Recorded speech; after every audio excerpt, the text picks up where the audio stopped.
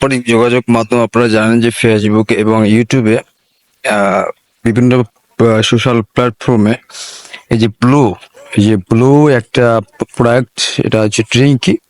এই ড্রিঙ্কি এই ড্রিঙ্কটা আসলে মানে সরকার অনুমোদিত কিনা সেটা কিন্তু আমরা ভালোভাবে জানি না। এই ড্রিঙ্কে ক্ষতিকারক কিছু থাকতে পারে। আমি আসলে এই ড্রিঙ্কটা অনেক জায়গাতে খুঁজছিলাম, অনলাইন বাদে আর কি।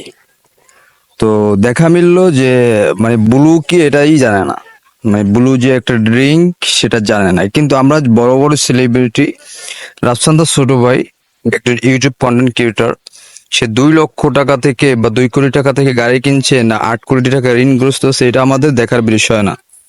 বিষয়টা হচ্ছে সামাজিক যোগাযোগ মাধ্যম প্ল্যাটফর্ম সবাই ইউজ করে, এবং ফেসবুকে রাতারাতি যেগুলো ভাইরাল হয় সবাই আমরা দেখি। কিন্তু এই ব্যাপারটা হচ্ছে যে রাফসান্দা ছোট ভাই যে ব্লুর যে একটা বিজ্ঞাপনটা দিয়েছেন, সেটা রাইট না রং সেটা আগে দেখে শুনে খেতে হবে। এবং দেখা যাচ্ছে বাংলাদেশের বিভিন্ন বড় বড় কন্টেন্ট ক্রিয়েটররা যদি আপনাকে অনেক বিষ খেতে বলে, আপনি কি বিষ খাবেন?